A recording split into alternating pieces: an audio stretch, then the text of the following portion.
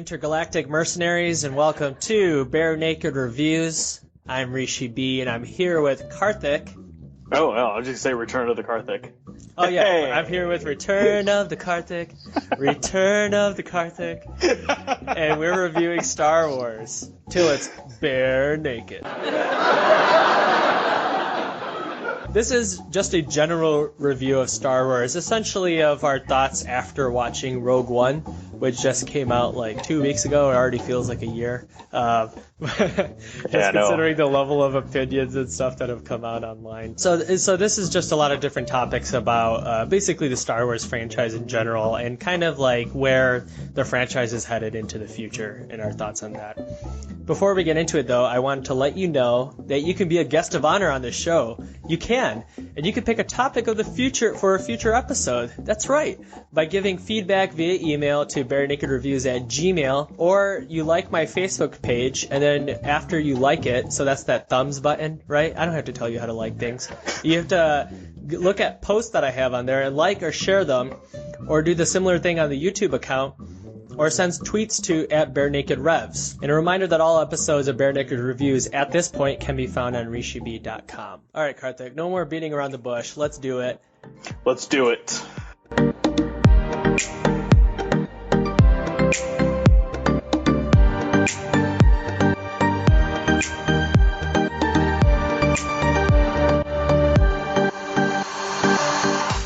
Let's talk about what first got you into Star Wars. So, for me, I have a very fond memory of a house party at a family friend's parents' place. I was the only kid there. I was probably around like 10 or 11.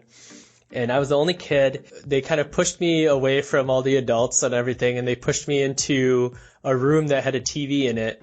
And they like shuffled around their closet looking for stuff to put on the TV just to distract me so they can all drink and do whatever adults do.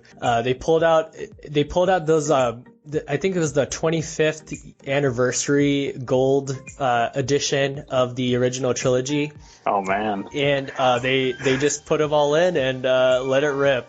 So it actually took me a second because, you know, when you're watching the original trilogy, even at that point, so that would have been like early 2000s for me, I was just like, oh man, this looks so dated. What am I watching here?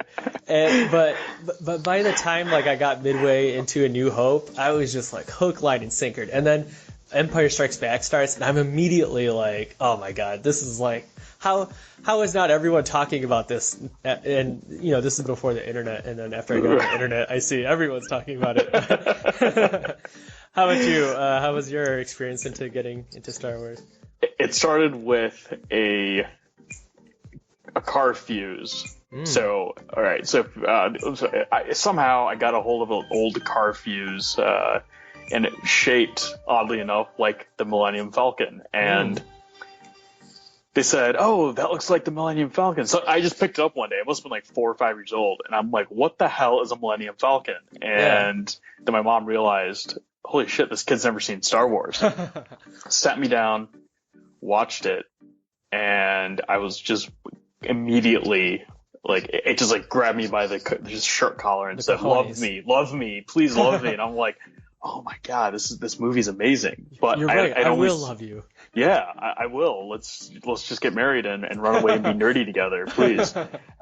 So you were like 4 or 5, you said? Yeah, I was like 4. Wow. Yeah, 4 or 5 years old. So that would have put me at like 1991. Okay. And I didn't realize that there were 2 more movies after I watched A New Hope until I was like maybe 10. And then I saw Empire Strikes Back. I'm like, hey, that guy with the weird shaped helmet and dark suit looks familiar. Oh my god, there was more movies after A New Hope? Mind blown. Yeah, and so I ended up watching it and then watching Return of the Jedi, and right around that time they re-released all 3 movies again in the movie theater. So my mom had seen it when she was a teenager, and so I got to kind of, you know, she got to live through that again as an adult with me as a kid watching those movies with me in the movie theater again.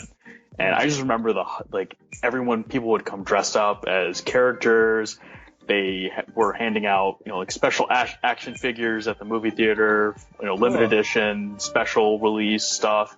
Yeah. I remember going as Darth Vader, or being Darth Vader for Halloween, like 3 or 4 Halloweens, well into high school. Oh boy! So I was like not embarrassed to be nerding out on Star Wars. So okay. yeah.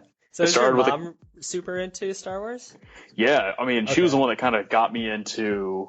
I mean, she was the one that got me into it. Plain and simple. She was the one, making Darth Vader and use the Force references all the time. Right.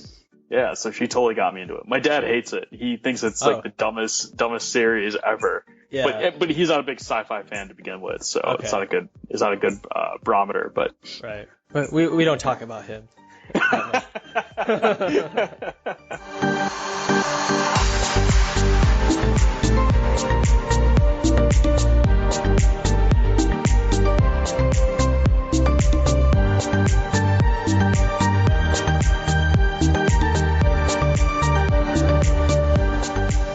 All right, so RogueOne just came out, and this is a great way to put it, and all credit goes to Karthik for putting it this way. So, what was your shoot from the hip opinion on RogueOne? Your Han shot first opinion.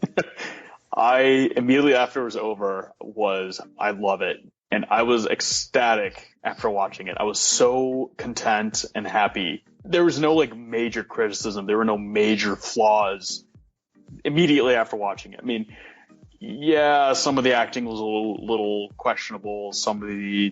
Maybe the pacing was a little off here and there. Maybe the editing wasn't done perfectly. But the overall arc of the story and the character archetypes just were perfect. Right. Honestly, the way I feel about it is this is the movie that I wish was released before The Force Awakens. I feel like this was a perfect combination of bringing Star Wars fans back into the universe. But I'll reserve my opinion about The Force Awakens once we start talking about that. Jumping the gun a little bit. No, that's cool. Yeah. I Han shot too much this time.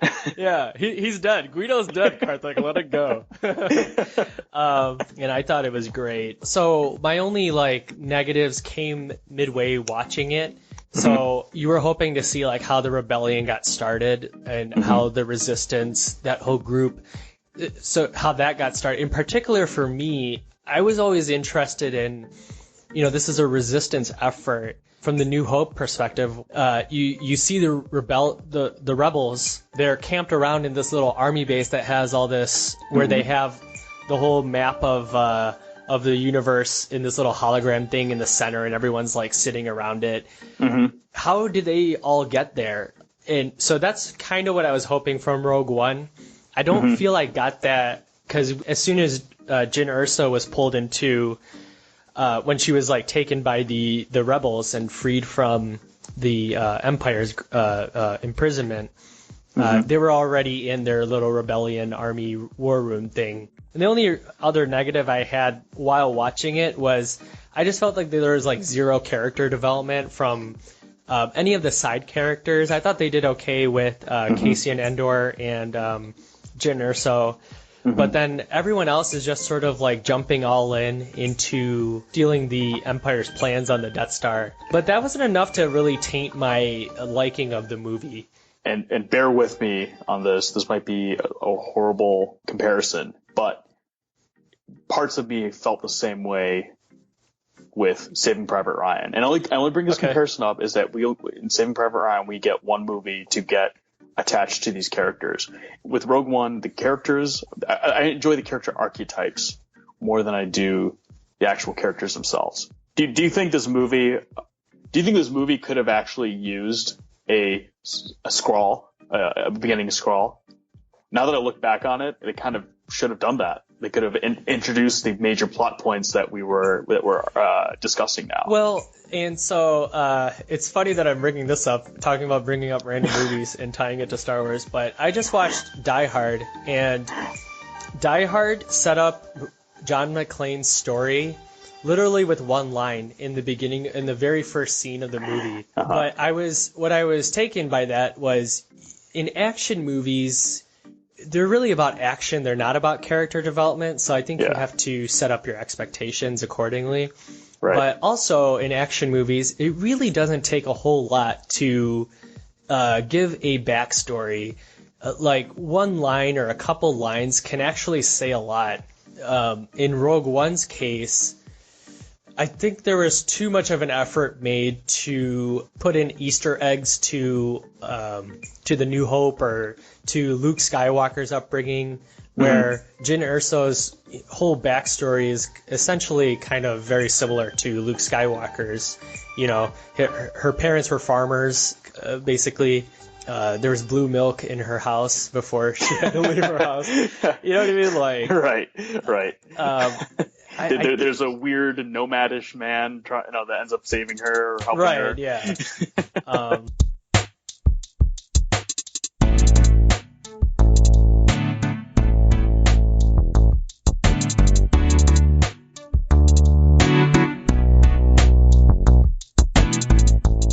I do think it's a fault for Rogue One to try to connect too much stuff, but at the same point, I'm okay with it. Immediately after watching it, I thought, oh, this is the movie that we needed instead of The Force Awakens. I mean, at least the plot. This is the plot we needed to bring old and new Star Wars fans into the franchise and say, hey, we still, old fans, we're still with you, man. We're trying to make up for the prequels, and new fans, hey, look, there's some new stuff that's going on, and so check out this cool story, and maybe we can be friends. So this ties in nicely to our next point, the Disney purchase. Good or bad? Rogue One and The Force Awakens were basically announced at the same time after Disney purchased the Star Wars franchise from Lucasfilms. So I had to remember that as I was watching Rogue One, as I was seeing R2-D2 and C-3PO briefly there, and seeing the blue milk and seeing her parents were farmers. And then basically the last third of the movie was taking the ending of New Hope and then playing around in that story a little bit, changing some of the stuff, keeping your fish character who yells at the screen, instead of it's a trap, bring in the hammerhead or whatever. Both of these movies were announced at the same time. So we were talking a little bit before, Karthik. This is kind of my axe to grind that I have here regarding the Star Wars franchise. So even young people and people who haven't watched Star Wars at all, they know the Star Wars prequels were terrible. Like, that's something that's just culturally known. Right. So when you're buying this franchise and now you're setting the way to make new movies in this, that's a cultural thing that you have to fight. And so because of that, I think that it's a good business decision for Disney to basically restart the franchise, but doing that, reminding fans of what they love about Star Wars. Mm-hmm. And so that's why I don't blame The Force Awakens for basically being New Hope, and Rogue One being an original story, but basically taking New Hope and mixing it around a little bit. It kind of questions the entire structure of Star Wars films to begin with.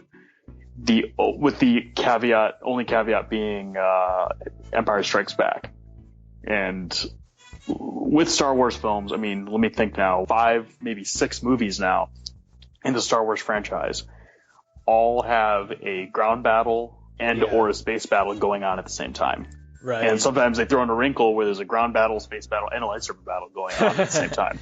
Right. So there's only so many combinations of I guess, story elements that can be included. I mean, Empire Strikes Back tossed that thing on its head and said, yeah, your favorite characters blew up a weapon of mass destruction in the first one.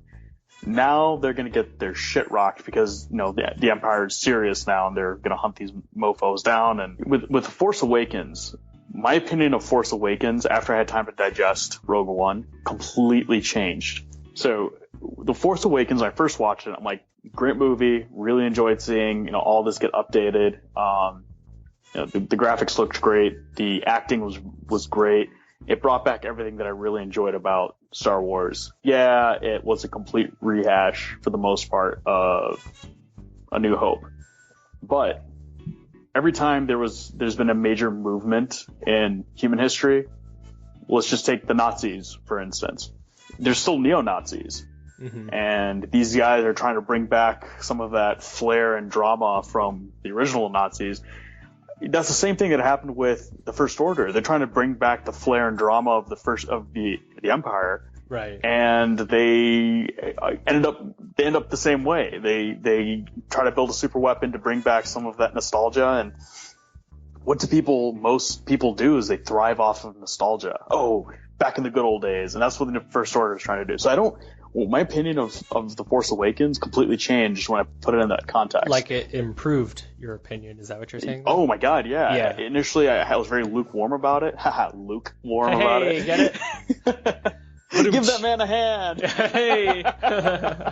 Yeah, and they put out enough out there where I feel like they don't have to redo one movie story anymore. Like I got to the point that you got now on The Force Awakens. I got there a little bit after watching The Force Awakens and sort of just accepting that I think what they were visually doing by exploding this the modern version of Death Star that explodes multiple planets and killing off Han Solo. I thought killing Han Solo was a very big visual thing to show people. Yes, we're in old stuff, but we're not afraid to move on to new stuff. And so basically just hold on to your butts. Jurassic Park. We're throwing Samuel Jackson in here. Hold on to your butts because I think shit can get darker. And we have the Snoke guy who's got a huge head. And who knows what his huge head is going to do to all of you. Who knows? I mean, it could block out the sun. It could block out the sun. We'll all freeze to death. we could all go blind because there's so much light shining off of it. We don't know.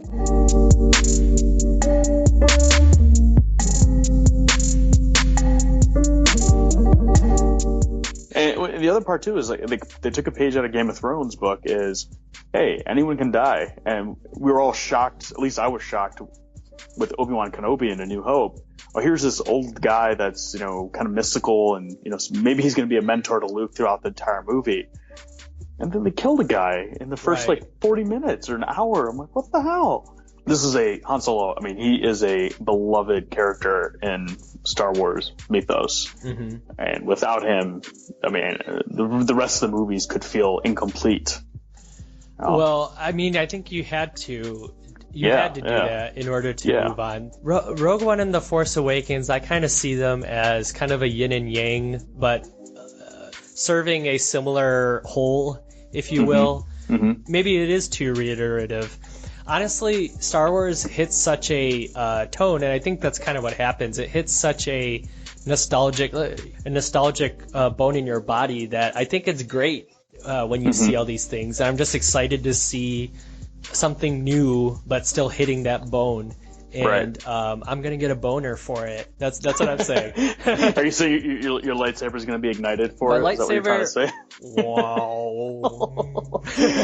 Well, and then there's one more point about nostalgia is oftentimes people will look back on nostalgia and say it was so much better than the good old days.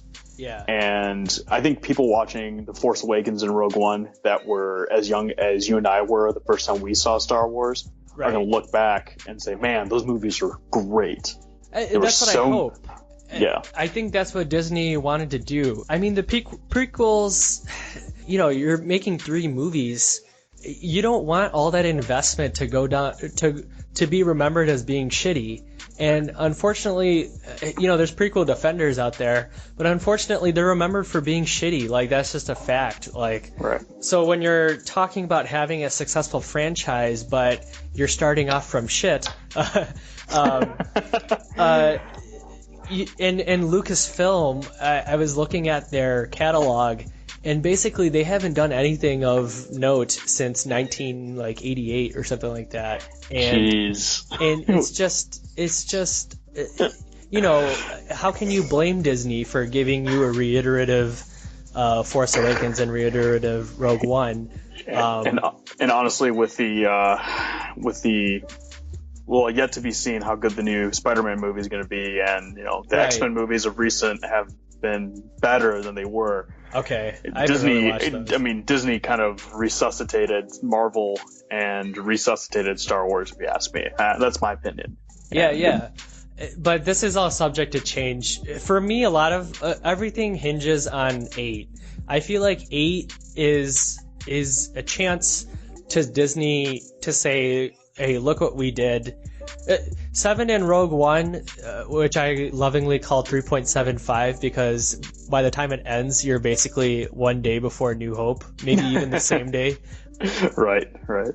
7 and 3.75, we could potentially go onto this upslope of just like awesomeness, like taking all this Star Wars-ness and just taking it into new areas, hopefully making new weapons and stuff. Like, let's get some sniper shooters out there or something. Let's just blow this up. Let's add new things. The opportunities are endless, basically, with 8, I feel like. And so I'm going to revise all my opinions after watching 8, which it's supposed to be darker, but, who knows what that means. Right. Absolutely. Who knows what any of that means? Yeah. Yahoo! Go get 'em, kid! I just want to interject here just for a second and remind all of you that you can get more bare naked reviews at rishibi.com.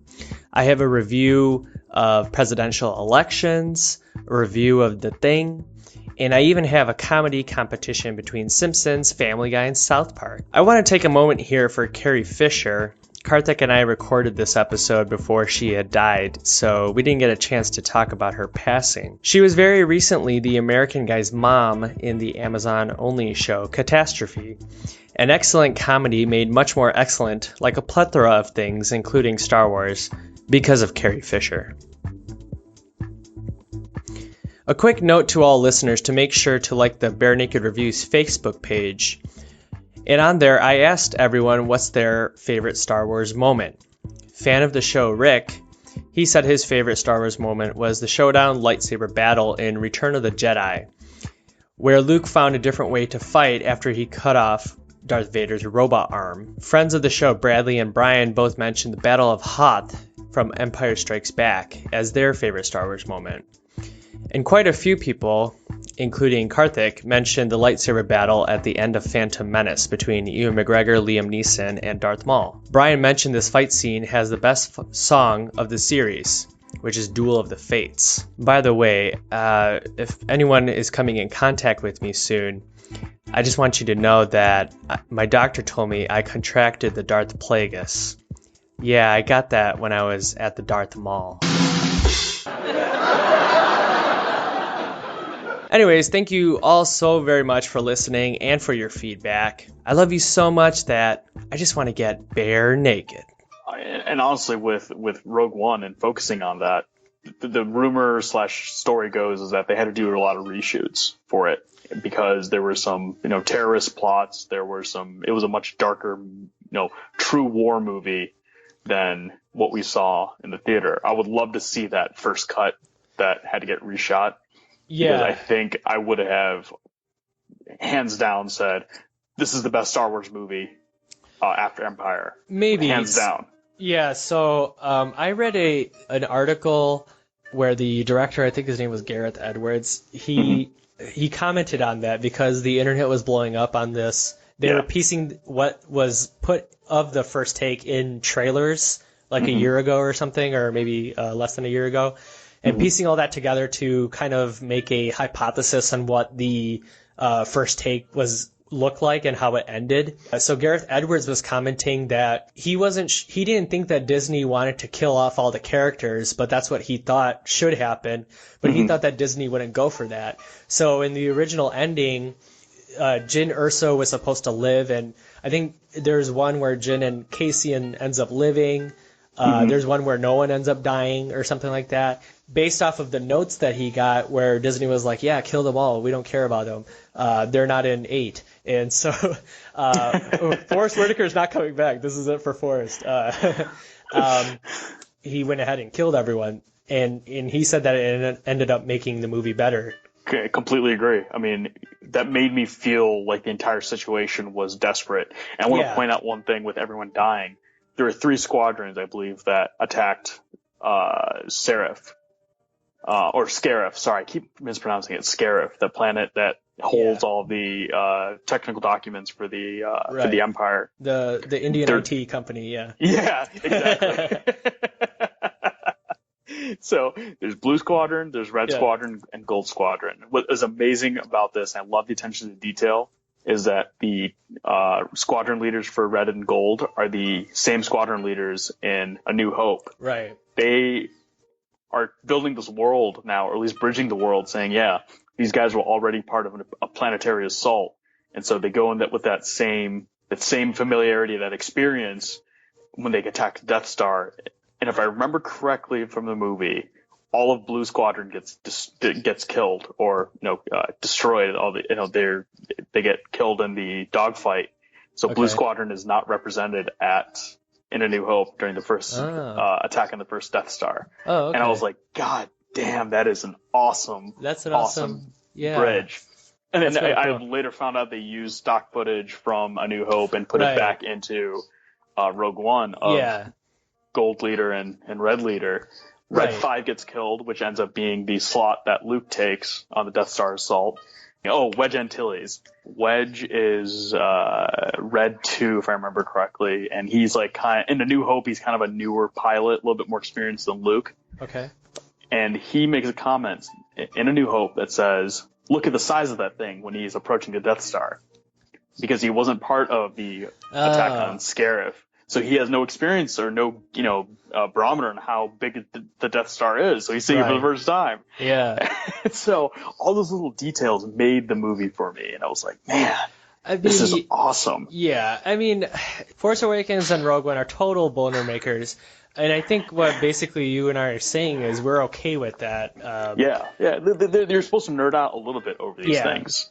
And, you'll see a lot of, people on the internet saying, shitting all over Force Awakens and Rogue One just because, it didn't have this or it was too much fan service with that. I'm like, and this thing just drives me crazy. So first off, Star Wars has always been about like, look what we can do. Look what we can make all this equipment Hollywood has. Look what we can output with that. Like that to me, that's what Star Wars is about.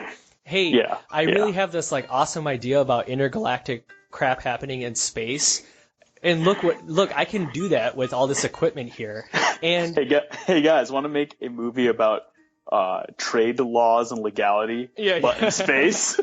No, George, go to your room.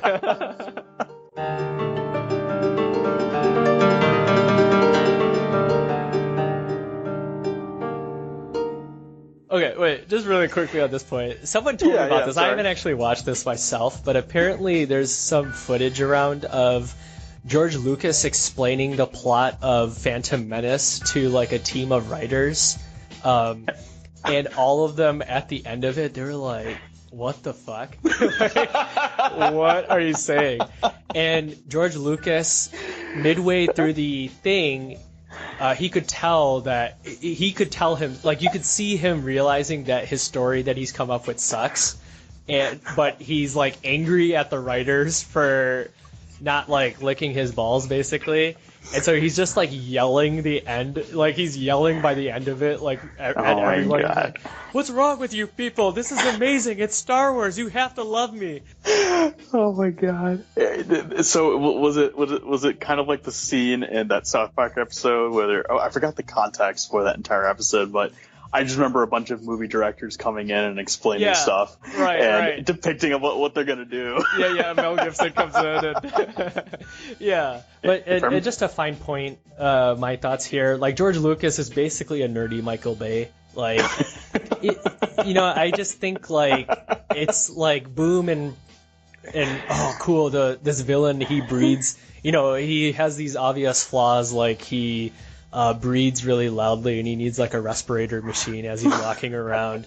But look what he could do with his hands, and he doesn't even have to touch you to suffocate you. Like, oh man, it's like so awesome. Are we talking about Darth Vader or sex service? What's going on? What's happening here? Like I check myself when I'm thinking about like, I could have went for more character development. Like, I just saw Darth Vader rip the shit out of the rebels with. Do you remember that? My favorite part by far. Oh my god! So all the rebels are there in that dark tunnel area, and then Darth Vader God. he turns on his lightsaber. I was like, damn, the game don't change, yo. I was like, holy shit. I was like, that. oh, I mean, and that was when so the entire movie felt like a desperate struggle, right? Yeah. The rebellion is struggling, and how do they fight against the massive boot of the Empire about to crush these ants? Yep. And that was a scene that solidified it for me. I'm like, Holy shit. my god, he's just gonna rip through these people. The rebels were like shitting their pants. I was like, holy shit, man, this is just so gangster. I was like, damn. Yeah. Well, I wanted to point out that George Lucas, I think, was directed the first one and then the prequels, right? And then the other two, he's a great writer and he has a great attention to detail. But I think as far as a director goes, he's not that strong. Everything is too literal for him. There's not enough nuance. Yeah. So, yeah, that's kind of final point on how Disney has handled it. I'm glad they brought in, J.J. Abrams to, kind of kickstart it. He arguably did a great job kickstarting the new Star Trek franchise. And his job was to exactly that, kickstart it. His job his job was partly to reset the franchise and take it to a new place, but his job was mostly to get people back into the theaters for a Star Wars movie and have them leave the theater and then leave positive reviews online of it. And kill the box office, he did that. So mission successful.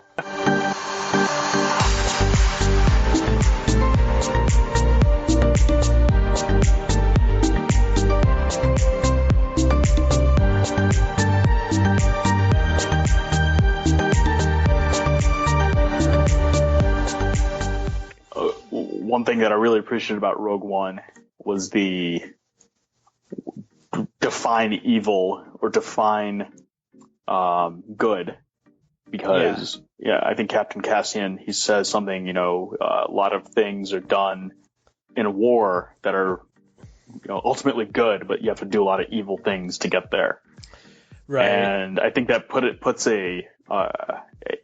it clears away the black and white that used to be in Star Wars and has introduced these many shades of gray in between in between that black and white. I mean, you look at the color motifs for Star Wars. The Rebels are all browns and greens and clean cut, to some extent, and then the Imperials are all black, white, and gray, and that's the only color schemes they live in. Right, and that's a point that I think the prequels were trying to get to. Where you start off with young Anakin being this cute little boy who's a terrible actor. and then you go all the way to, in my perspective, the Jedi are bad. Right. Yeah, and there's actually a lot of room for hopefully this current trilogy to take that to where it needs to go. George Lucas, when he's in charge of story and stuff, it's very blunt. So, there's a kid. The villain is his dad. Yeah. Gotcha. Got him. Got him. Got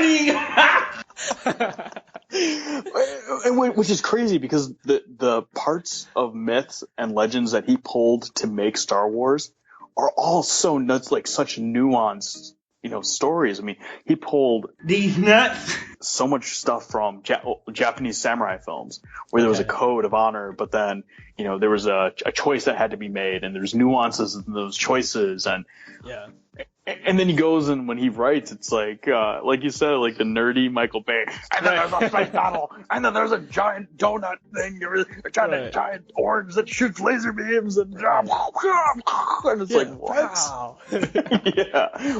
All right, well, I think we totally killed it with Star Wars talk. Obviously. Blew it up like Alderaan. Karthik, I have this giant wheel here. Do you mind going to the other side and helping me lift it and carry it over here? The wheel of game time? you keep moving this thing, and I keep getting to move it over. So yes. Karthik, stop yes. bitching about it. Go over to that closet. Help me with this wheel. Rishi, use the force to move it, please. Yeah. Okay, here we go. I'm using the force. I'm using the force. Yeah, use the force too. There's no try. There's only do. Okay, here we go. The wheel of game time. Yeah. Yeah. Oh, yeah. Okay, got it. Perfect. Got it. Done. Easy. Okay, done. All right, Luke, I'm gonna you spin little this. bitch. Can't move that shit in your first try. All right, I'm gonna spin this wheel. Okay. And it looks like the game that we're gonna play, the Wheel of Game Time. Which game are we gonna play? It looks like Karthik we're rapping. What? Yes! Oh my god! Like wrapping presents? Yeah. It is Christmas time. Yeah, let's make a little extra money wrapping some presents. No, we have a little rap here that Karthik and I put much more thought into it than I think either of us thought we were going to. Karthik, thank you very much for joining me and doing the rap, the Sith Rap. Star Wars, Come on, boys. you put your Gosh damn darn cool. clothes Oh, gosh back darn. on. Oh, no. I Okay. messed it up. I'm sorry. Yeah, okay, take two. Star Wars, you put your gosh darn clothes back on. Put your clothes back on. Put your clothes back on. Oh yeah. Look at all the ladies feel our lightsabers. Dark side. Sith Rap, Sith Rap, Sith Rap, Sith Rap, Sith Rap, Sith. Watch out, the Siths are coming at ya. Look for us with this lightning thunder. Yeah, send it how you like us now. We make all the R-droids go. Tell Jabba, Greedo, Wampa, tell that little imp lurking in Dagobah. Dead Stars making kills, showing off my Sith skills. Vader, I have a scratch on my back. Could you use the force for that? Just one Sith to Sith, Sith to Sith. Hey Luke, give me a hand with that. Yo rebels, it's a trap. Boba Fett, no disintegrations. Sith Rap, Sith Rap. All too easy.